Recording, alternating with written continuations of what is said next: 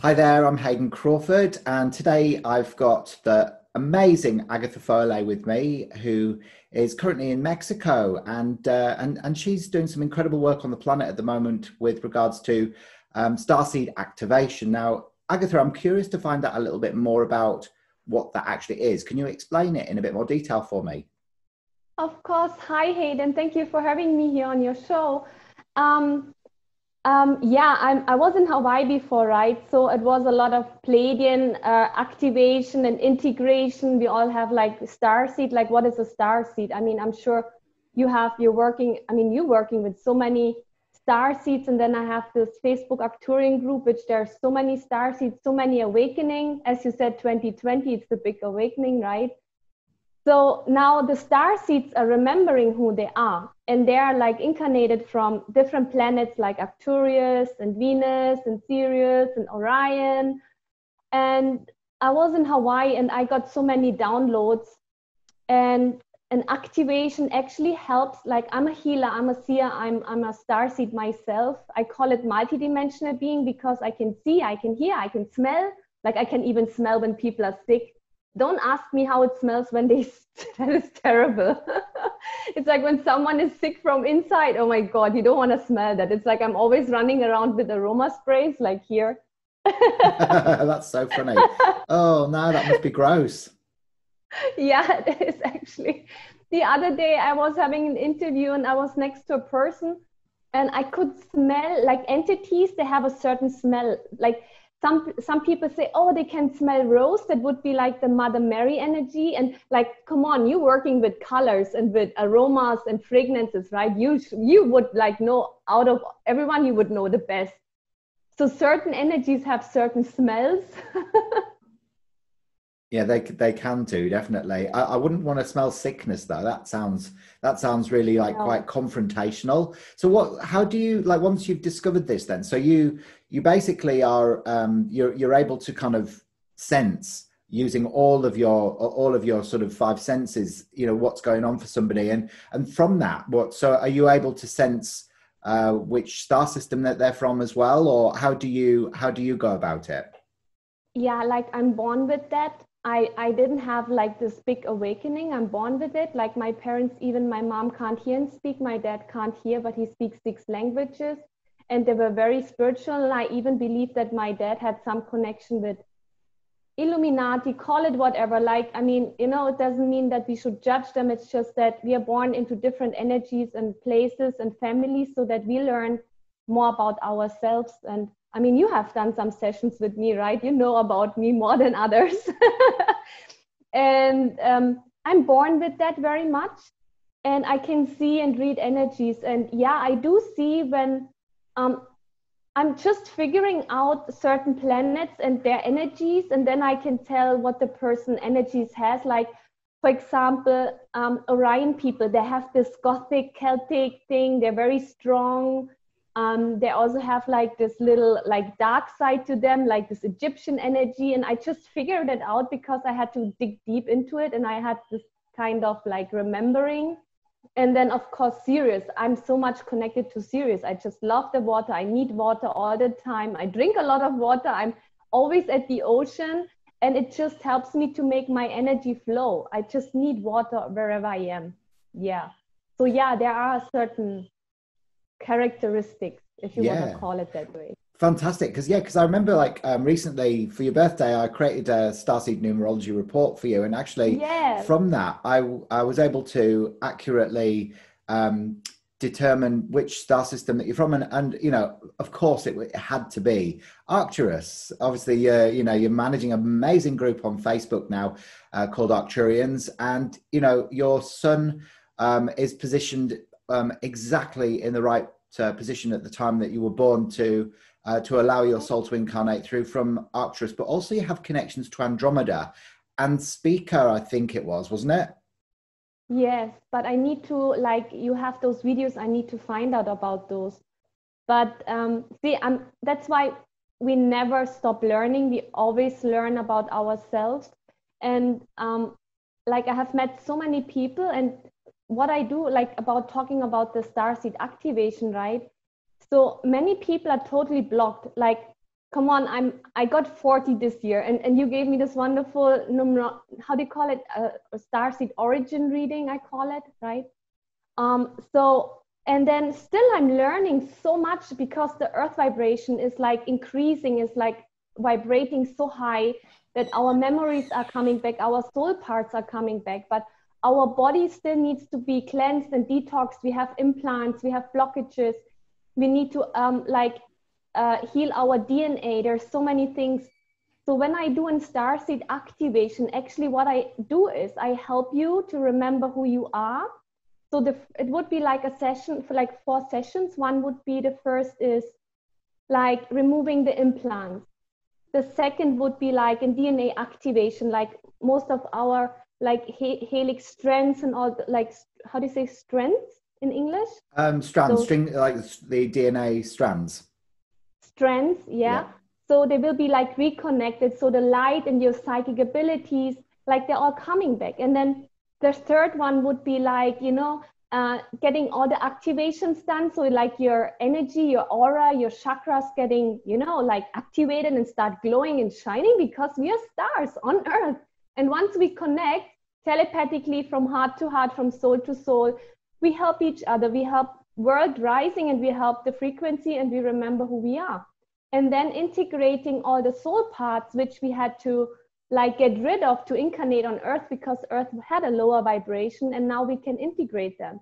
And that's when we remember who we are. That's when our psychic abilities come back, when we connect with our soul tribe. And I'm very much sure we are like from one soul tribe. So that's an activation, Starseed activation. Yeah, and it's a lot about releasing it from the cells, because we really need to be in our body to be practical in our body on earth. I love that. Yeah. And absolutely well said there, Agatha. I think, it's so important to do the releasing as well initially. And when you talk about implants, I'm quite curious about that, because obviously I had quite a strange experience when I went to Egypt. I've only ever been to Egypt once, and this was quite a few years ago now. It was over New Year. And Mark and I were in bed, and actually we'd gone to bed before midnight because we'd had a really dodgy meal where we had to sit around a table with people who didn't know, and I didn't like it. And so got to bed, and I fell asleep quite quickly. But then within about 2 minutes, I woke up. But I saw a face looking down at me in the bedroom.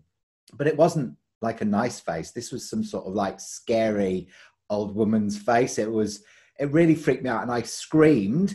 I jumped out of bed, and I tried to find the light switch by the side of the bed, and actually put the air conditioning on by accident. And I looked back at the bed, and I saw Mark screaming in bed, but he was still asleep.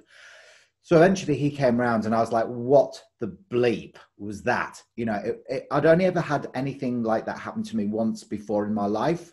And it was when I was 16. Is your partner also psychic? Like, are you both psychic? Yeah, well, we're both from Andromeda, but we've also been through Arcturus and Speaker. So this is probably why we connect, because me and you and Mark, we've all been through the same star systems. Okay, so we've been on a very similar journey, soul-wise. So he gets it, but he's kind of like a very unassuming healer. So he's not somebody who practices it, but he's just a natural healer. So he didn't see anything, but I certainly did. And I put it back to like a bit earlier on in the day that we'd been for a hot stone massage, and the masseuse had put an extremely hot stone there on my third eye. And it must have blasted open my third eye. That's all I can think. And it obviously opened me up to different dimensions. But there was something in the room looking down at me, and it wasn't pleasant. So, and it really freaked me out. But then what I noticed on my ankle were these 3 little pinpricks. They were like in a little triangle formation, like these little blood spots. And I was like, how the frick did they get there? So is that what you're talking about when you talk about implants? Like where did they come from?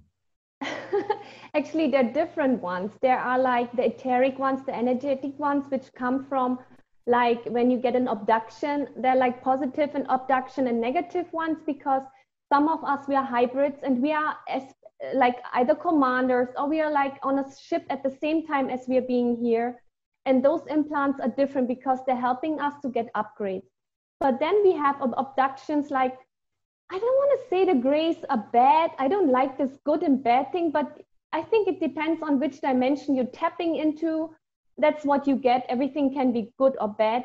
So we have some alien races, they try to connect with our emotions and they think it's connected to our sexual organs. Of course, humans make love, make sex and have babies. And then they think, okay, that's how they can tap into it. And then they manipulate with our genitals and then they leave implants because they want to make recordings and they want to see what's going to happen. You know, it's like a kind of a guinea pig kind of a thing. And then we have implants which are real, like totally like rice corn, and they like injected it like with vaccinations or even in the food or the chemtrails. I'm doing some research on the chemtrails right now. So those are like tiny little nano chips which can affect you, but everything is vibration, everything is energy. You can even have some in the aura and you can just eliminate them once you face your fear. And Starseeds Awakening have a very, it's like activation, it's like you are coming back into your full power, then you can manifest and you can work with those energies, you can start levitating, walking through walls. I mean, this is all not science fiction, it's reality. Yeah, totally. Well, it's interesting because like my whole family has had a history of UFO sightings. Like my grandfather was a member of Bufora, which is the British UFO association. It's Bufora. So cool. Yeah, I know. So I didn't even know, but I do remember stories when I was a kid. He used to like when me and Becky used to get in bed. Sorry? He told you about it?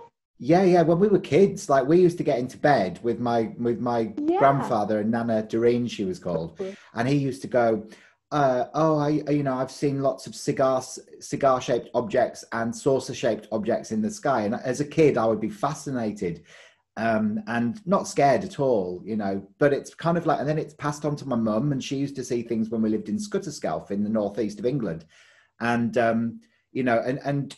she's seen things walking through the walls, and she talks about it quite openly, wow. And I know that, that is the truth, I know because like people don't make that sort of stuff up. And it's kind of just something we have to learn to accept, that we are multidimensional beings and we are, we are going through a transitioning period on the earth at this time. And we've got to be a bit more open to, to the probability that reality isn't how we perceive it to be. So it's brilliant that that you're helping people to remove those implants, because obviously if those implants are gone, then they in effect are losing fear, which is very dense and low vibration, isn't it?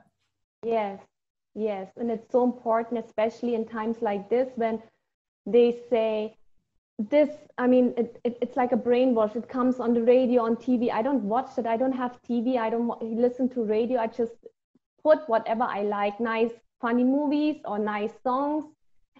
And still I'm struggling sometimes because people talk about it, right? And we have to confront ourselves with our fears, because that's our shadow side, which you also do some healing and I've done with you. And then which really helped me also, it's like, come on, I'm one of the few people who really travels now around the world, from Sri Lanka to Hawaii and now Mexico. And then I hear those news, I have to relate on them because the border opens or closes. And sometimes it freaks me out. And then I really have to calibrate and connect with my heart and say, no, I'm creating reality. I'm creating my life. It's in my hands. And it's sometimes so, struggling. But I get it. Because I know who I am, so I'm remembering, and then it's coming back to normal. But yeah, it's so important.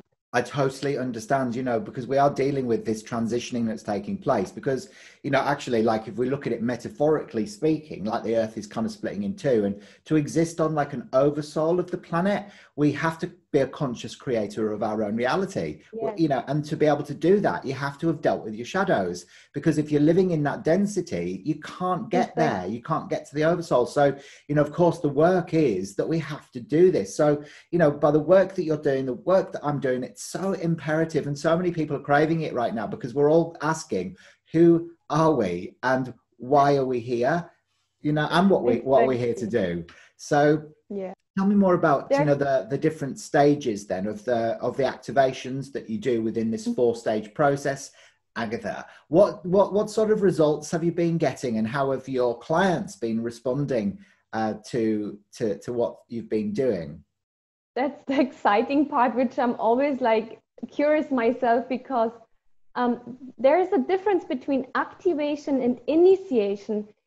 You had, I think 3 weeks or 4 weeks ago, you had this amazing man on your show who was talking about Reiki and about the symbols. And I was just saying, yes, yes, yes, all the time when I was watching. It's like, yes, yes, yes, because. Scott Matthias. He's called Scott Matthias.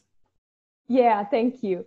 So I strongly believe, like, I'm a Reiki grandmaster, but I removed all my symbols because it was amazing for helping me in the beginning stages when I was like 20. And it really helped me to like open up the channels and my energies. It was great.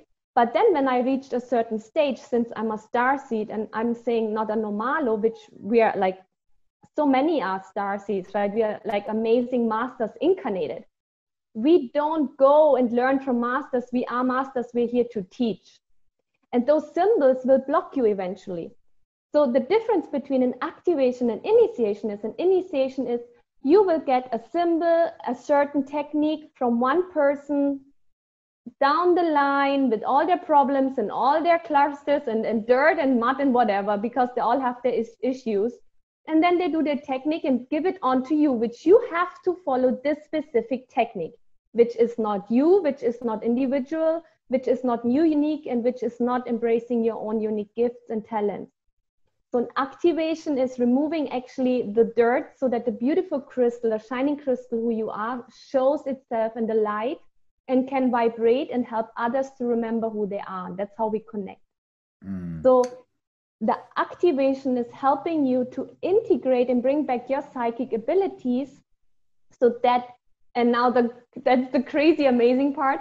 Some people start talking light language. Some people become like amazing, those healers in different ways. And it's just always so exciting for me to see, and even for them to see what actually embraces them, like who they are.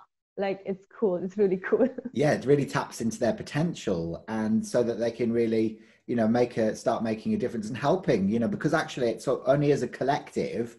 It's like when you meditate, you know, when you meditate alone, it's lovely, but when you meditate in a group, something else happens. And of course, you know, once all of the starseeds around the planet have woken up and have all, you know, kind of have been activated and removed, you know, some of those old symbols and that, which were a bit of yesteryear, you know, Dr. Asui and Mrs. Takata and, you know, Chijiro Hayashi, they had some really good intentions, but it's kind of like old, it's old school. Yeah, it is. But it's also very beneficial, you know, and it's a great place because it is so commercial. I think it gets people on the road to waking up. And that's the most important thing. But yeah, once you've got to that point, you know, it's almost like goodbye symbols. you don't need them anymore. You know, it's like shukure, shukure, shukure, shuku whoosh. Yeah, exactly. And you know, some people, they even start, they start working with those, like the flower of life, the Metatron cube with all those geometries, and they start their own light language codes. And it's actually sometimes really crazy. Like, I also speak the light language, and before I could even, like, I didn't even know about it, all of a sudden I started talking in it and was so emotional. I started crying, and then I had a lot of clients and I helped them to activate it, and I didn't even know what's going on. I just had this ability to do it. Well, it makes like all sense. Agatha, will you speak some light language for us now? I'd love to hear it, because I find it beautiful and very relaxing. Okay, I don't know what it will be. I can translate, but I don't know where it comes from right now. Okay. Kenatu ati wate na hut keda hin ian uat hirla si kunuta derat eni kda bure nasi ena ue yokamuate uamake.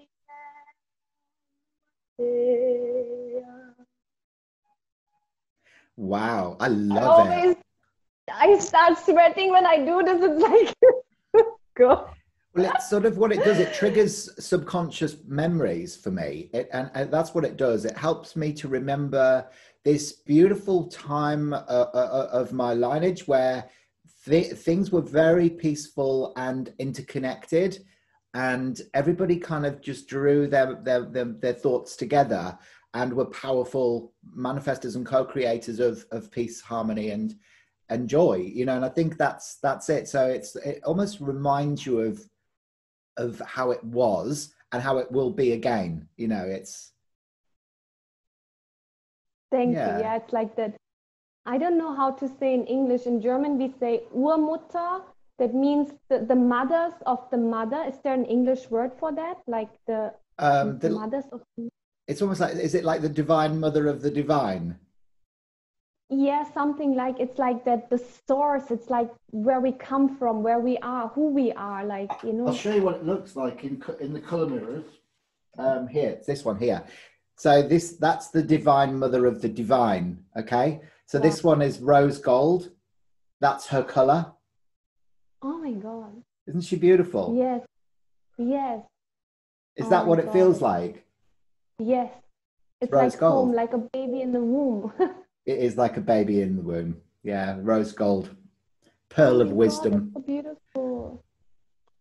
Yeah. Oh, So there you go. wow, So thank you thank you for so much for sharing that. sharing that with us today. Anyway, Agatha, it's brilliant, and it's really so good to hear about the work that you're doing, the amazing work that you're doing on the planet. And Yeah. yeah, I'll certainly be sharing this with my group very very soon. And yeah, I think we should catch up again in the future and find out more about your travels as you continue on your exploration of the world. You know, from Hawaii to Mexico, and who knows where next. Where do you think you'll go next? Yeah. Where do you think you're being guided to go? I have no idea. I wanted to go to Peru, but now someone said Chile today. I have no idea. Maybe Mount Shasta. I don't know. I don't know. I thought you'd already been to Mount Shasta. I was there already, yeah, but maybe I don't know. I mean, there's Mount Shasta, Mount Shashti. They say it's for union, the twin flames. It's very good and it activates all the chakras for union. And it's also because of Telos, which is inside the mountain and underneath the mountain, which we even have in Untersberg in Salzburg, in Himalayas. And there's so many mountains, which we even, like the volcanoes, they're full of aliens like UFOs.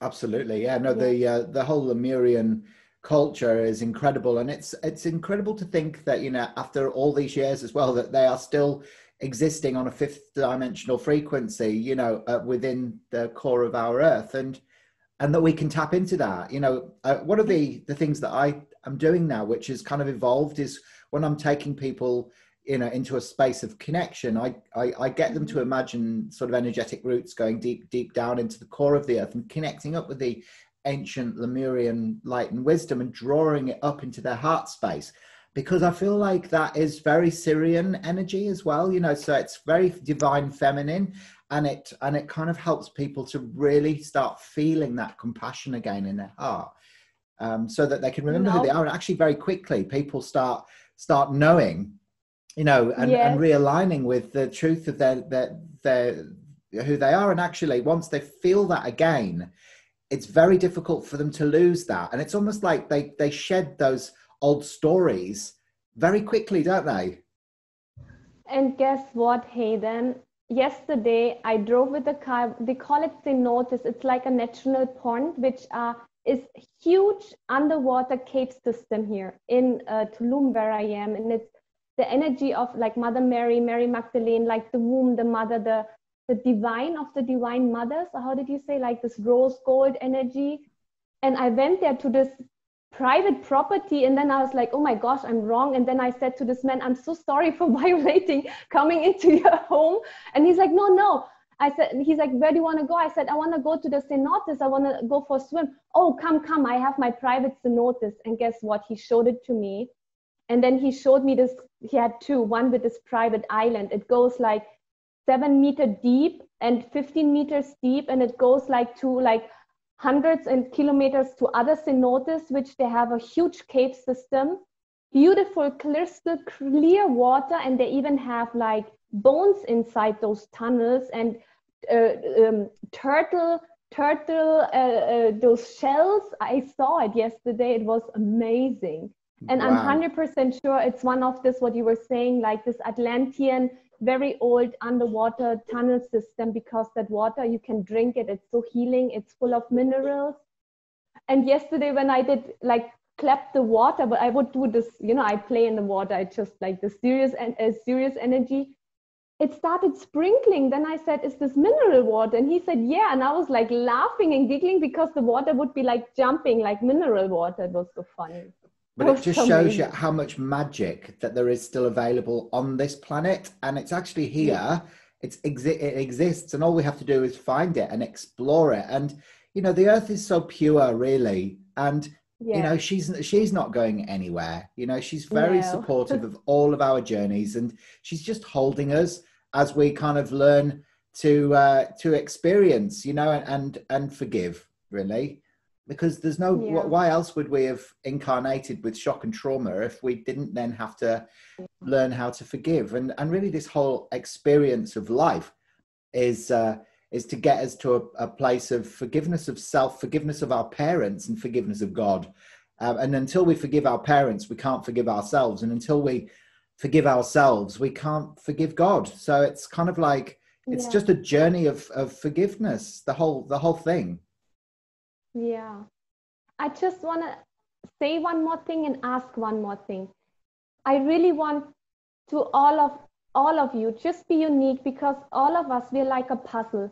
If we are all in our own power, we create a beautiful picture, and there's no concurrence. There's no, how do you say, power struggle and competition. Like competition, yeah. Yes, yeah.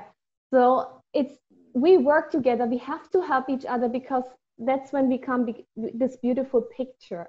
That's my message, which I really want to send out there. That's why in activation, and just, you know, come in your alignment with yourself. Remember who you are, and connect with yourself and with your heart, and then connect with others. That's so important. And I have one question. Yeah, okay. Are those bottles also connected to different countries? Like, is there one bottle for Sri Lanka, one bottle for Africa? And like, is there something like that? Yeah, there is. I just need to know now. It's a very good question. And actually, you're very intuitive with the color mirrors.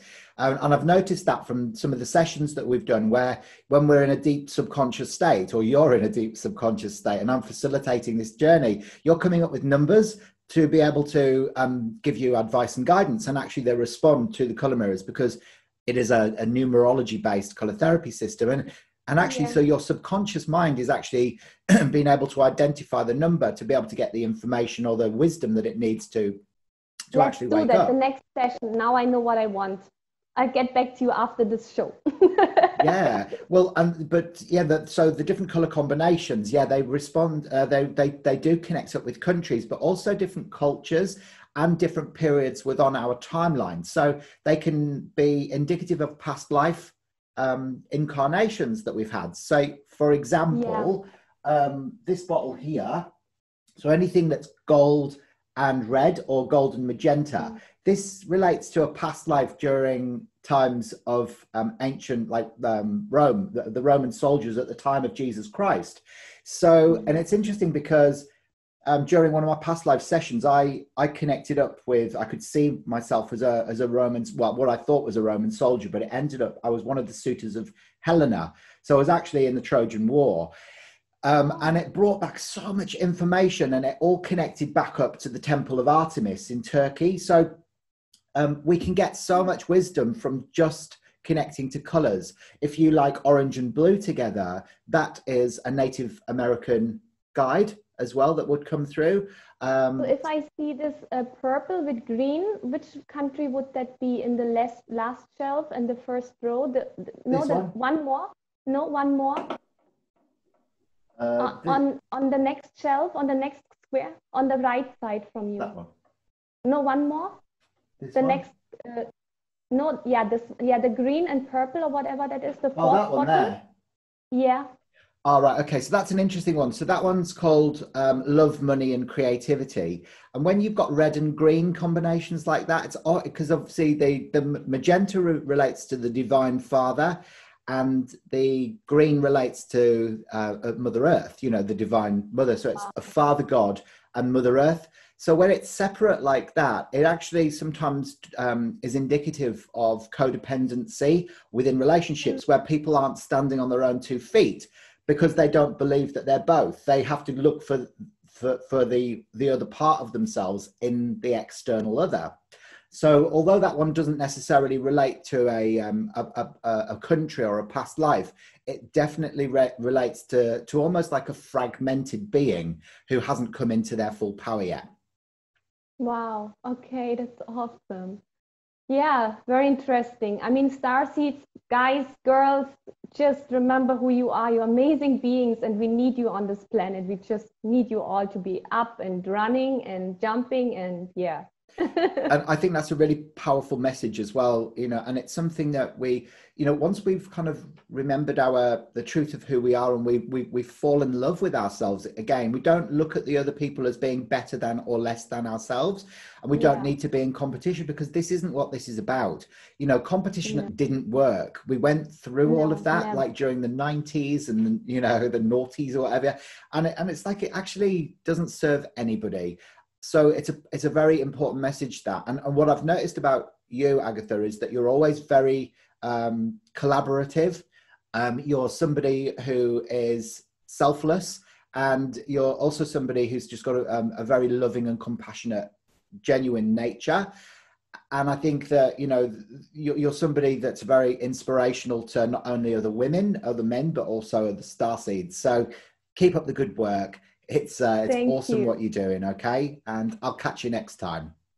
Yes, see you soon. Thank you. Bye for now. Hasta luego.